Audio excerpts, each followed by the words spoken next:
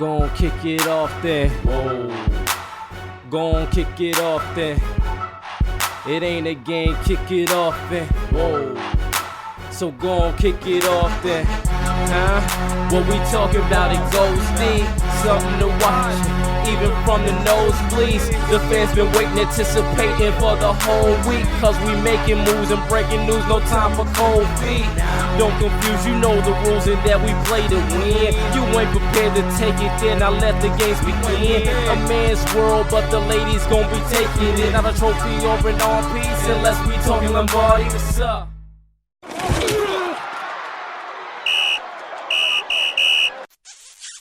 Mercury Morris told me to tell y'all that there's no more undefeated teams in the NFL. Dak Prescott might have lost Sunday night, but he can certainly win a stanky leg or hips don't lie contest. Miami Dolphins went from winless to 2 wins in a row. Lamar Jackson sets an NFL record with 2 perfect QB ratings in a single season. Minkah Fitzpatrick becoming the first Steelers defensive player since 1984 with consecutive weeks of scoring.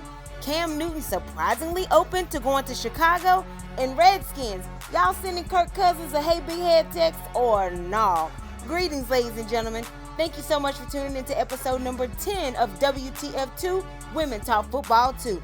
I'm Latasha Miles, a.k.a. Joan Madden, the Gridiron Goddess, accompanied by my dope, talented, beautiful, knowledgeable co-host. Introduce yourself to the people. What's up, good people? It is the one and only touchdown time, boy. Man, the nail biters that we saw, the surprise, the upsets that we've seen this week, man, it's just crazy up in here. I'm ready to jump into it if you are. Absolutely. Of course, one of those nail biters you're talking about is that Monday night game. We just saw the overtime win with Seattle making sure that there's no more undefeated teams in the NFL with that huge division win against San Francisco as the time expired. So, yeah, we'll talk about that and other games as well as we go through this episode. But also, like you mentioned, in addition to the nail biters, we did have several upsets this weekend.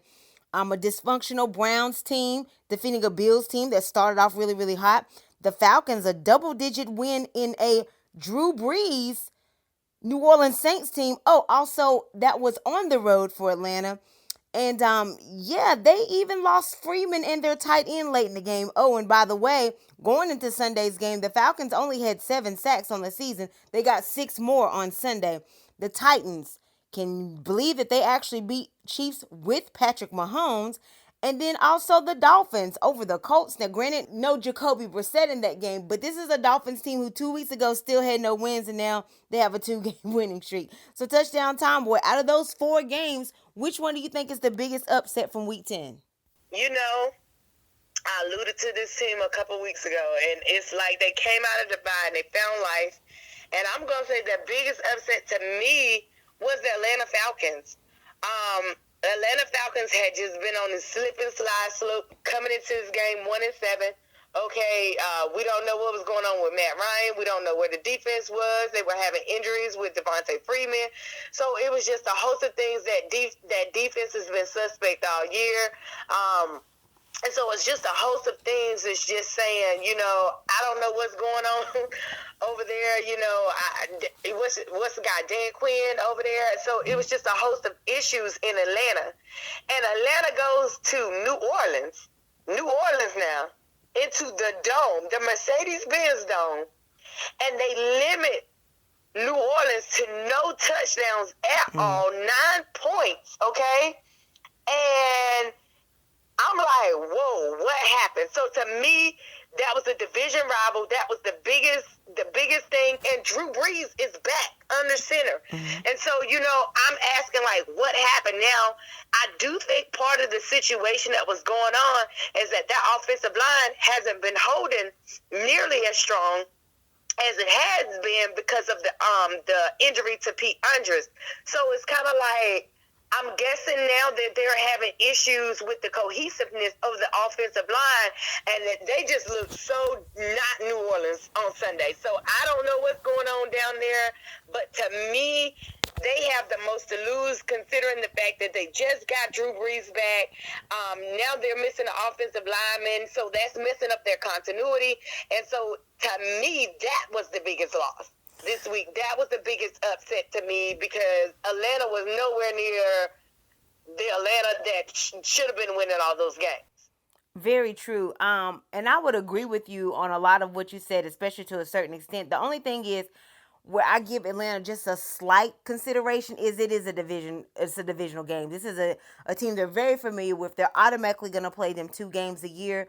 So I don't know. I guess maybe looking at more detailed film and being so familiar with Drew Brees and knowing what he can and can't do, the thing that really surprised me the most of that game, more so than Atlanta winning, was the fact that they won by double digits and the fact that they won in New Orleans. Those 2 things I didn't see coming. But with them winning, I can't be completely surprised with, because of the fact that it is a divisional game. Those always can go either way. My biggest surprise, honestly, or what I consider to be the biggest upset, was the Miami Dolphins beating the Colts. I mean, this is a team that we're talking about was possibly supposed to have the number 1 draft pick 2 weeks ago, in addition to Cincinnati. But now here they are with 2 wins, and not only have they left Cincinnati in the dust, they've also catapulted the Washington Redskins and letting them have picks before them. Maybe even the Giants might even be picking before them. So the way that they've kind of climbed up the totem pole with their draft pick, where they're sitting with their draft pick selection, I think that's a huge upset. I mean, this is a team who isn't even tanking correctly, with getting these 2 wins in a row. And they have another winnable game because they play Buffalo this week. Not saying that they will, because Buffalo is playing with the chip on their shoulder after just losing. But again, this is a divisional rival game. It's in Miami. And Miami, you're talking about a Buffalo team who's used to snow and cold weather this time of year. They may be coming down to Miami with a lot of humid conditions. Tom Brady has admitted that he hates playing in Miami. Again, this is another divisional game. He hates coming to Miami in November and December because of the weather conditions. So Buffalo could have some effect to that as well. So we're looking at a Miami team who could possibly win 3 in a row after just being winless literally about the first half of the season. And again, I know there was no Jacoby Brissett in this game, but still, a lot of people did not even give Miami a chance with winning this game. And plus, it was on the road, by the way.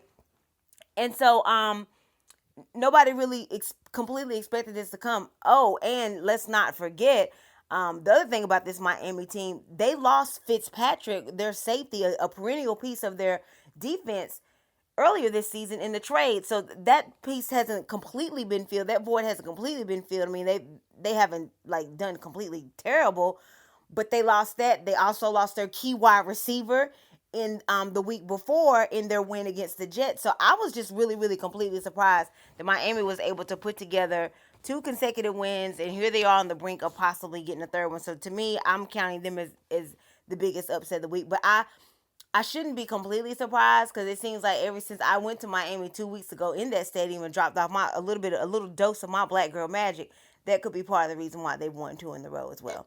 I mean, I am a good luck charm. I do have receipts. There's no exaggeration to that whatsoever. That's the first quarter there. So we'll go on to the second quarter, and of course, the past couple of weeks we've discussed some mid-season MVPs for coaches, Rookie of the Year, Defensive Player of the Year, etc. But there's really not a classification. There's really not a trophy or reward handed out to a best running back, unless of course if the MVP is a running back, which is kind of rare, but maybe this year we might just get that. But we did want to just take a moment to kind of isolate and show some love to the running backs. And I don't know, perhaps we've seen the best running back play on Sunday night, but there's been a lot of discussion earlier in the season with Christian McCaffrey possibly being an MVP in these conversations, and rightfully so. I mean, especially because he's been a one-man army, it's on, and my ODB boys from Brooklyn Zoo. But let's take a look at McCaffrey the past couple of weeks. I felt like the game against Green Bay, if he had reached over, then it wouldn't have been any controversy or review. I feel like McCaffrey could have did a little bit more to have got that touchdown, and possibly they could have got a 2-point conversion, extended it to overtime. But then there's also the talk of Ezekiel Elliott being the best running back. I mean, he's been the league's leading rusher for the past 2 years. He's got such a stout offensive line. Gurley has been in the conversations over the past couple of years. But currently, Ezekiel Elliott is number 7. I mean, could have something to do with that extended holdout during the offseason. Maybe that threw some stuff off. They're not feeding him the ball enough as well. There's lots more running backs ahead of him. Again, Ezekiel Elliott's number 7. You got rookie Josh Jacobs, Derrick Henry, Nick Chubb, and others who are above him. And in second place, we do have McCaffrey, but by only 2 yards, as Dalvin Cook is in first place. Again, cannot emphasize that enough. It's very, very slim. It's only 2 yards. But is McCaffrey possibly the best running back in the league? Is it Dalvin Cook? Touchdown Tomboy, who gets your nod for best running back currently in the league? Well, let me tell you something. It's hard, and the reason why it's hard is because when I looked up their stats, they were almost tit for tat. Like McCaffrey and Dalvin Cook, they weren't too far apart. Dalvin Cook has had 203 rushes for 991 yards and 10 total touchdowns. Right, 10 touchdowns. Right. McCaffrey has had 185 rushes for 989 yards, which is the 2-yard difference you were talking about, and 11 touchdowns. So they're right there together. Like it's a difference of maybe 15 rushes, if that 18 rushes between the two, and there's a 2-yard difference, 1 touchdown difference. So they're running neck and neck. Now I will say that in fairness to Christian McCaffrey, I think. Although they're running neck and neck, I think that you still kind of got to give the edge to Christian McCaffrey. Number one, Christian McCaffrey is a one-man offense. They have a backup quarterback who's starting to find a little bit of rhythm now, with all of the issues in Carolina in terms of their offense, and the offensive quarterback, he's still a rookie. And guess what?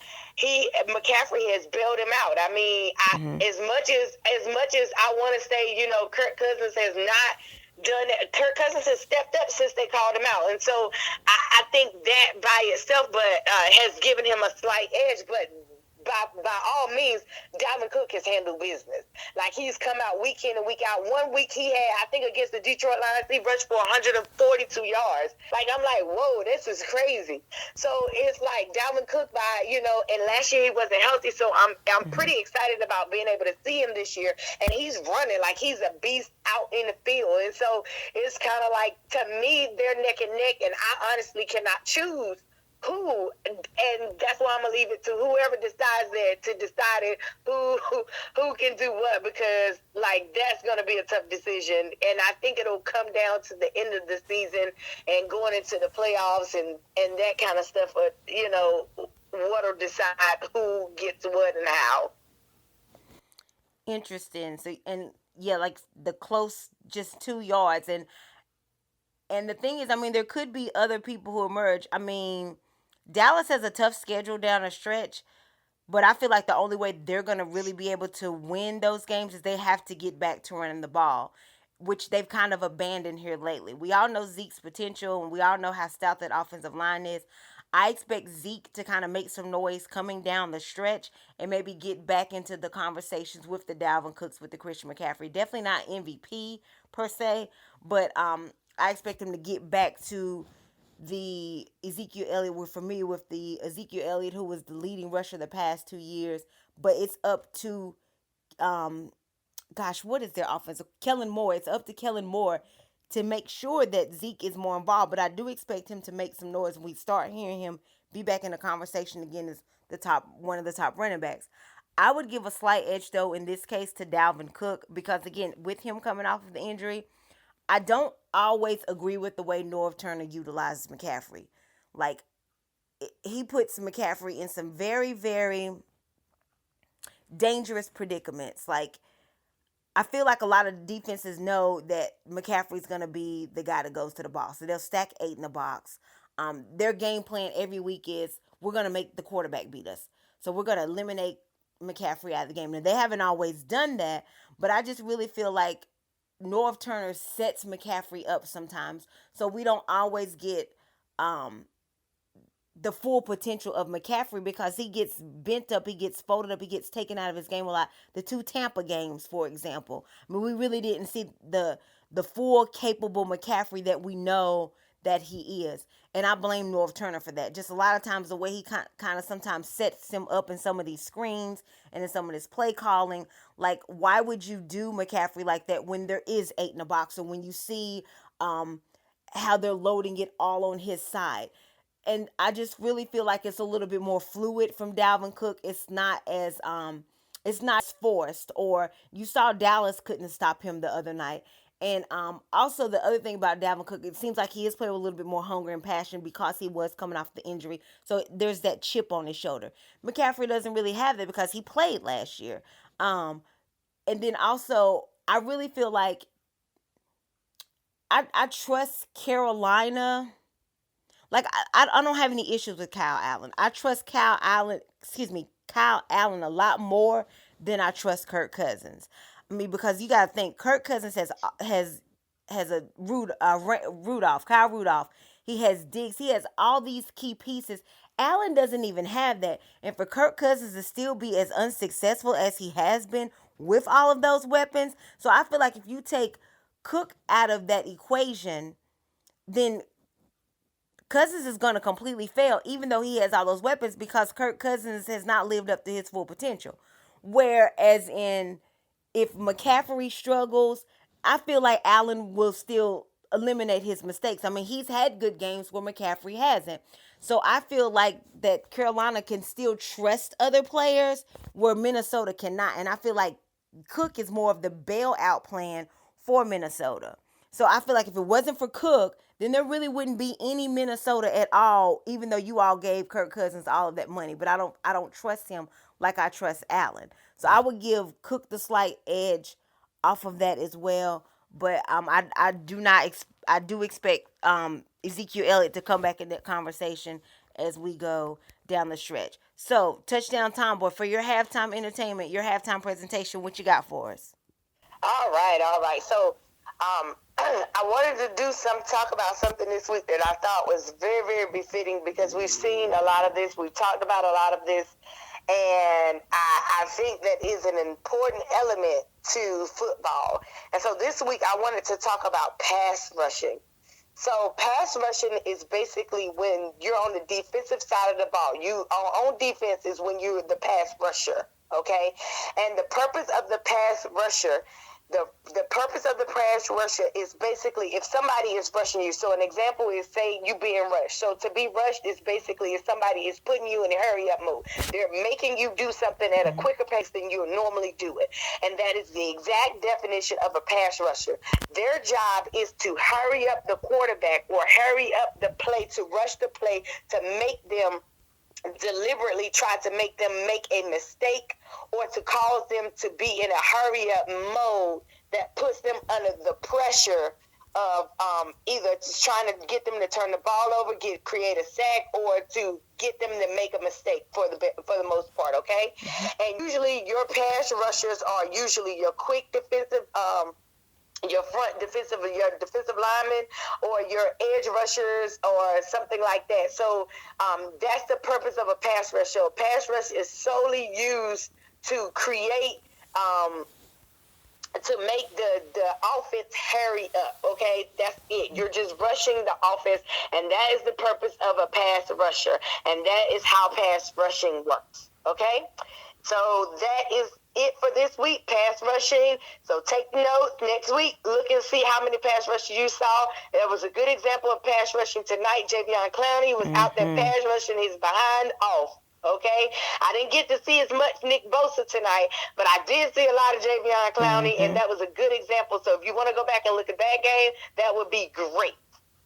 Right, he was definitely a picture-perfect example of what you're referring to with the pass rushing. Look up pass rushing in the dictionary. It'll be your text, your verbiage that you just gave, and a picture of Javion Clowney. Wow, just impressive all the way around from this gentleman. And even Deshaun Watson, his former teammate, chimed in and was like, I see you, Clowney, showing respect and stuff. So yeah, you're absolutely right. Perfect time to talk about pass rushing with the example that we saw tonight. So moving on to the third quarter now for a little bit of NFL defensive family feud.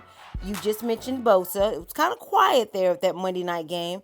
But we've seen some dominance in the NFL from him and his brother Joey Bosa of the Chargers. We're talking about a 2016 Defensive Rookie of the Year in Joey. And most likely it should be a landslide, maybe even unanimous victory for Nick to get it the Defensive Rookie of the Year this year, the number 2 overall pick in this year's draft. And then on the other side, we have the electrifying Watt duo, which they also have a third brother, but he plays offense. He's a fullback. But on the defensive side, we have J.J. Watt, 5-time Pro Bowler, Walter Payton Man of the Year.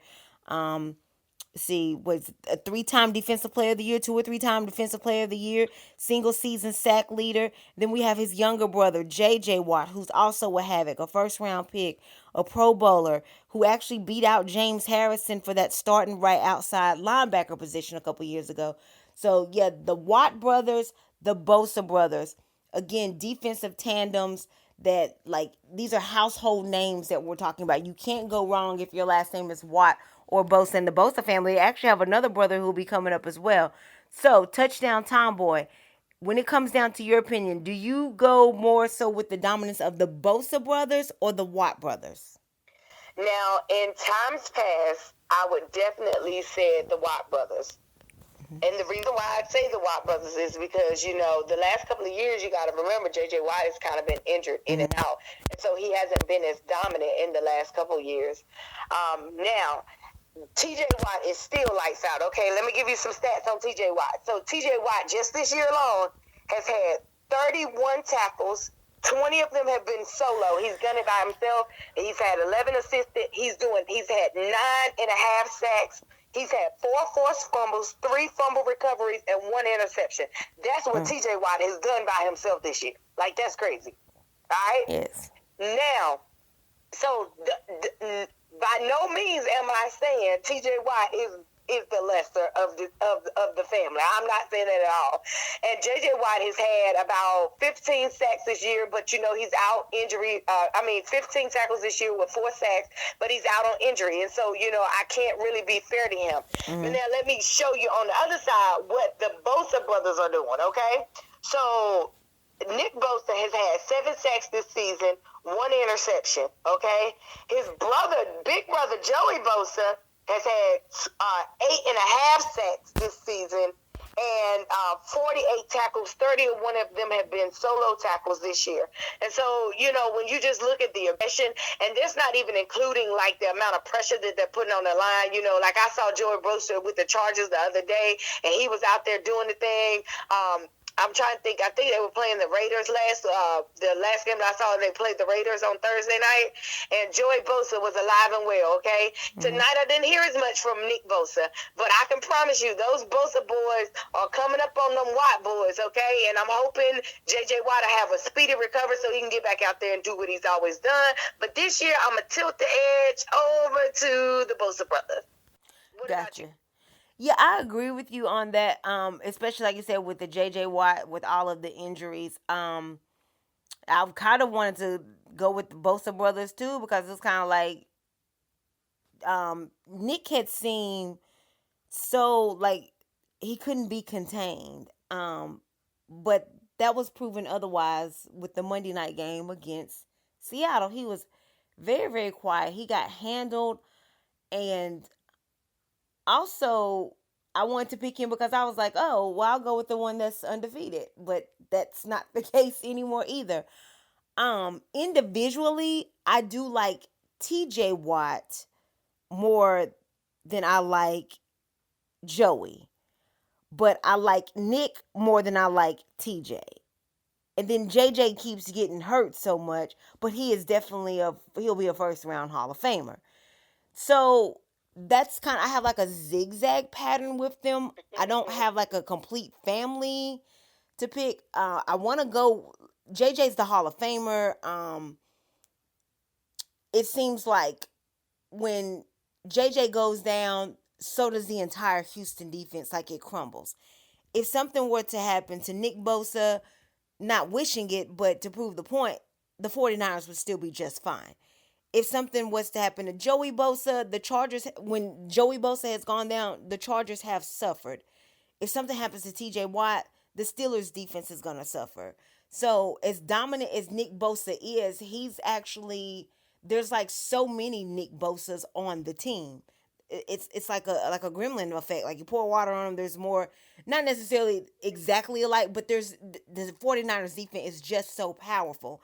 And the other teams, their player is not as replaceable. Excuse me. Nick Bosa, as great as he is, if the 49ers don't have him, they'll still be just fine. Like they really will. With the other three guys, if they're gone, so does the way of the defense go as well. So yeah, I don't have like a family per se that I would pick it. Like again, it's just a zigzag pattern for me. You can't go wrong with either one of them. And like I said, you got another Bosa brother playing the fullback position, and you got another Watt coming up as well in that family. So the future's looking bright, pun intended, for the Watt family and also for the Bosa family. So yeah, moving on to the fourth quarter here. That's the quarter that we always dedicate and designate to the upcoming week's preview, highlighting and showcasing the big games, or like what we may consider the biggest upsets, what we're actually dialing in on and looking most forward to week 11. And it starts off Thursday night with another division game. We got Pittsburgh traveling to Cleveland, both teams coming off of wins. Myles Garrett had said he doesn't see why his Browns can't win the rest of the games. It's going to be interesting to see, both of them coming off of a short week. It is at Cleveland, which is a place that Pittsburgh has struggled, and I think they even lost a Thursday night game in Cleveland. Of course, they had the tie week 1 last year in Cleveland, which to me ultimately determined why the Steelers didn't make the playoffs as well, because they didn't make it by half a game, and hey, they tied with Cleveland in week 1. Cleveland playing like a little bit more inspired. They're a little bit more motivated. I guess they've had some humbling throughout the year, and so I expect it to be a close game. I have no prediction in this because it's my boys and I don't want to jinx anything. But I think it's great to have that division game on Thursday. I'm a big fan of division games. Jacksonville at Indy. Indy's lost 2 straight. So it's going to be interesting to see how that goes. Again, we already mentioned Buffalo at Miami. New Orleans at Tampa Bay. And Jameis Winston is probably the most inconsistent quarterback in the league right now, as he put up great numbers this past weekend. I'm looking at the Jets at Washington. They've already announced that Dennis Haskins will be the star of the remainder of the season. Maybe that'll help boost his confidence. I mean, he's playing a very winnable game against the Jets team, so there's a good chance of them finally getting their second win. Atlanta at Carolina, another huge divisional game with some implications there. Of course, Atlanta with the big upset. Carolina looking to rebound against the Green Bay team. Houston at Baltimore, that's not a division game, but to me that could be a possible another game that we see in the AFC playoff picture down the road. Arizona at San Fran. It's going to be interesting to see how San Fran bounces back off that Monday night loss. No longer undefeated, but that pressure is over. Maybe they'll take it out on Arizona.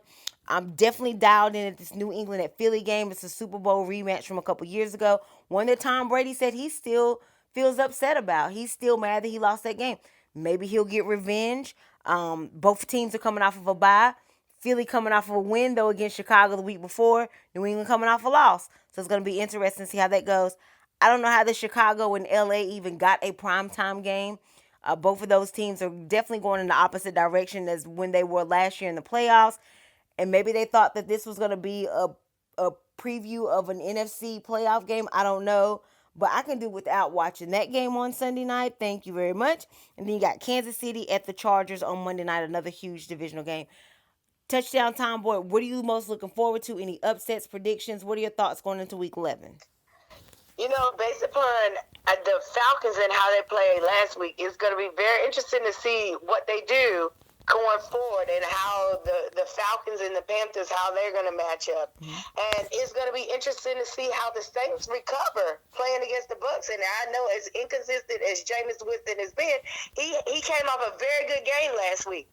So I don't know. Can we see 2 in a row from him? And can they knock the Saints down another? Because, I mean, that was a big, huge knock, and did Atlanta dial up a recipe of how to beat the Saints? You know, so, you know, I know that Bruce Arians was watching that game and saying, what can we do? How are we going to make sure that Jameis Winston does not turn the ball over?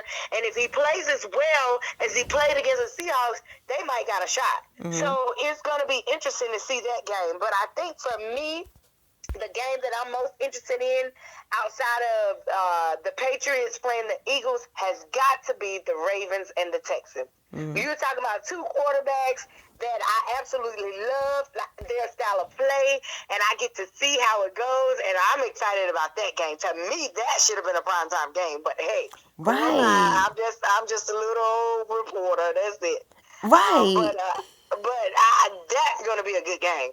And so that's the one I'm most excited about, the Ravens and the Texans. Absolutely. Like, can they not get flexed? Like, what do y'all do? Because, like, last week they flexed the Carolina game from 1 o'clock to 4:25. So, I know it's possible. I don't know.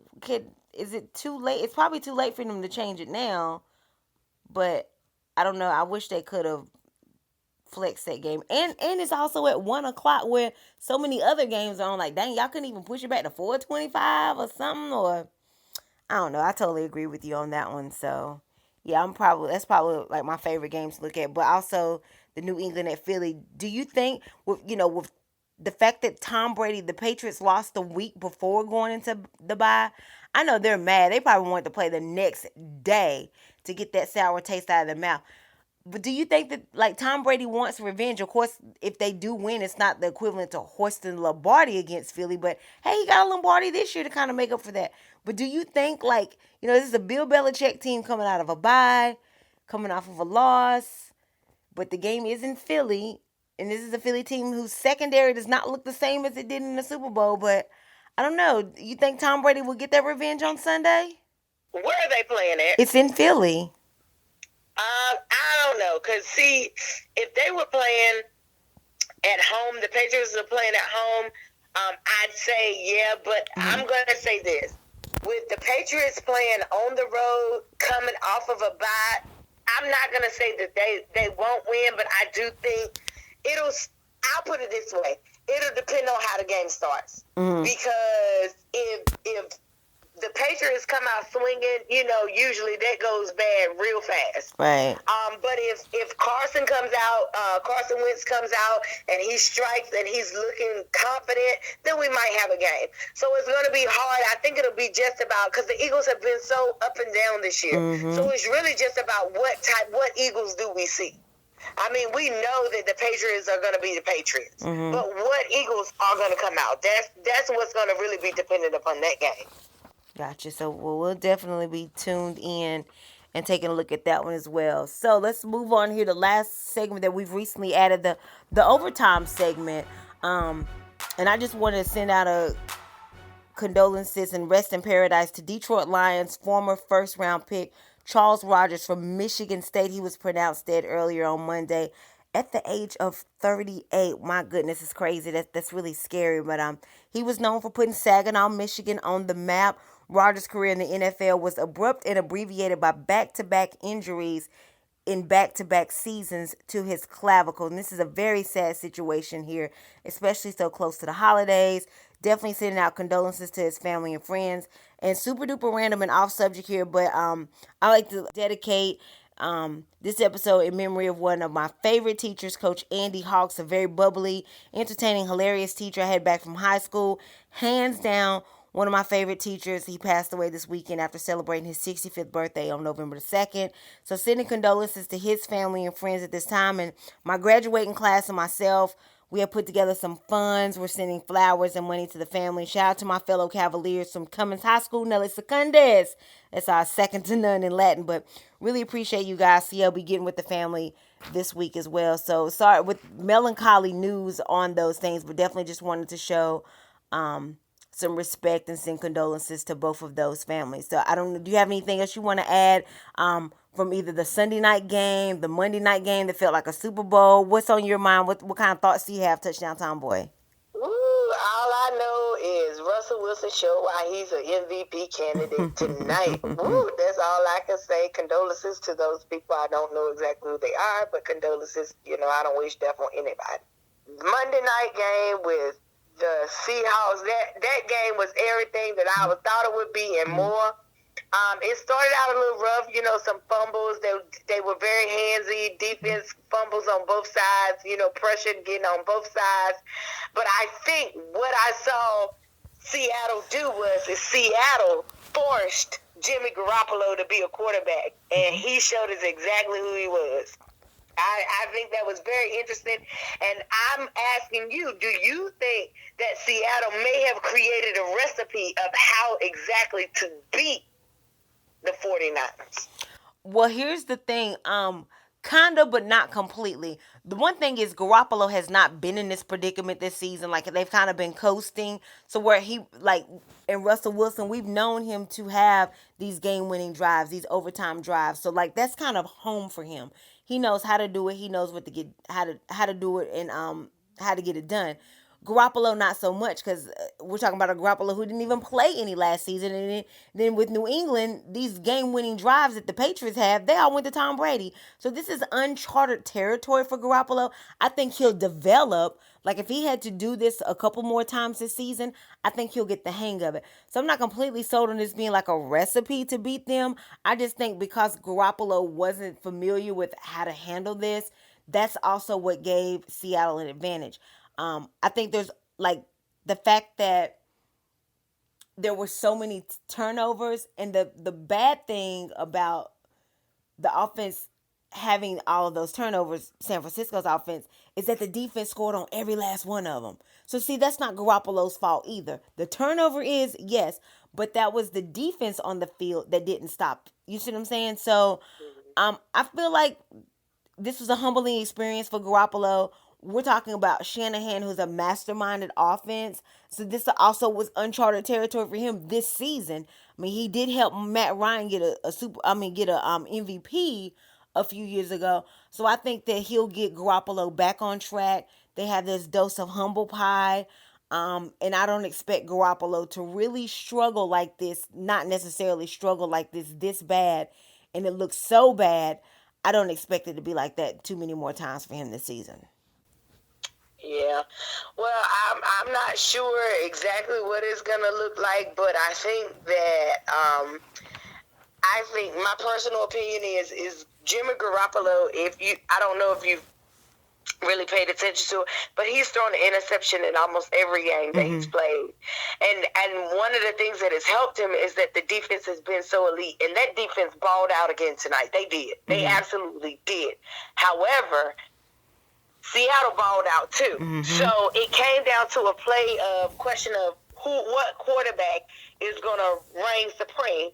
And of course, you know Russell is going to come out and do exactly what Russell Wilson does. You know, he's a mastermind scrambling outside of the pocket. That's like, to me, that's like a skill for him that he was born with. Jimmy Garoppolo, not so much. And he looked nervous. Like, oh my God, I didn't ever think that I would be put in this position. Right. And for me, I've never felt like, I always felt like he relied on the defense, and because he's thrown an interception every game up until this point, I think that the big moment is always too much for him.